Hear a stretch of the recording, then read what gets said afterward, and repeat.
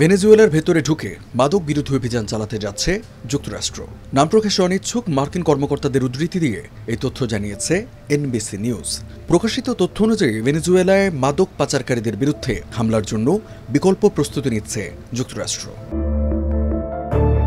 সাম্প্রতিক সপ্তাহগুলোতে ভেনেজুয়েলা উপকূলে 3টি মাদকবাহী নৌকা ডুবিয়ে দিয়েছে ওয়াশিংটন। এ ঘটনায় অন্তত 17 জন প্রাণ হারান। অবশ্য মাদক বহনের অভিযোগ জোর গলায় অস্বীকার করেছেন ভেনেজুয়েলার প্রেসিডেন্ট নিকোলাস মাদুরো। তার দাবি, ভেনেজুয়েলায় সরকার উৎখাতে মার্কিন প্রচেষ্টার অংশ এসব হামলা। সূত্রের বরাতে এনবিসি বলছে, কয়েক সপ্তাহের মধ্যে ভেনেজুয়েলায় হামলা হতে পারে।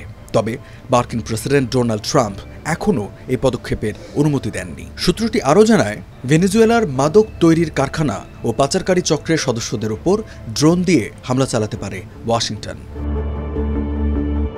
ট্রাম্প প্রশাসনের এক ঊর্ধ্বতন কর্মকর্তা এনবিসিকে বলেন, যুক্তরাষ্ট্রে মাদকের বন্যা বন্ধ করতে এবং দায়ীদের বিচারের আওতায় আনতে সর্বোচ্চ শক্তি প্রয়োগ করতে প্রস্তুত ট্রাম্প।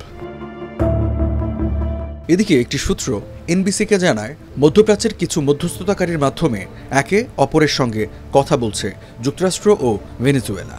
উত্তেজনা প্রশমনে ট্রাম্পকে কিছু ছাড় দেওয়ার কথা জানিয়েছেন মাদুরো। যুক্তরাষ্ট্র ভেনেজুয়েলার এই তিক্ততার দেখা মিলেছে জাতিসংঘের সাধারণ পরিষদের অধিবেশনেও। সাধারণ পরিষদে দেওয়া ভাষণে ভেনেজুয়েলার পররাষ্ট্রমন্ত্রী ইভান গিল পিন্টো কড়া সমালোচনা করেন যুক্তরাষ্ট্রের। এ সময় সাম্রাজ্যবাদী আগ্রাসন প্রতিহতে আন্তর্জাতিক সম্প্রদায়ের সমর্থন চান তিনি। ইভান গিল বলেন, কোনো চাপ বা হুমকির কাছে নতি স্বীকার করবে না ভেনেজুয়েলা। আমরা আমাদের সার্বভৌমত্ব রক্ষার পাশাপাশি বিদেশি হস্তক্ষেপ মুক্ত পরিবেশে শান্তিতে বাস করার অধিকার নিশ্চিতে প্রতিজ্ঞাবদ্ধ।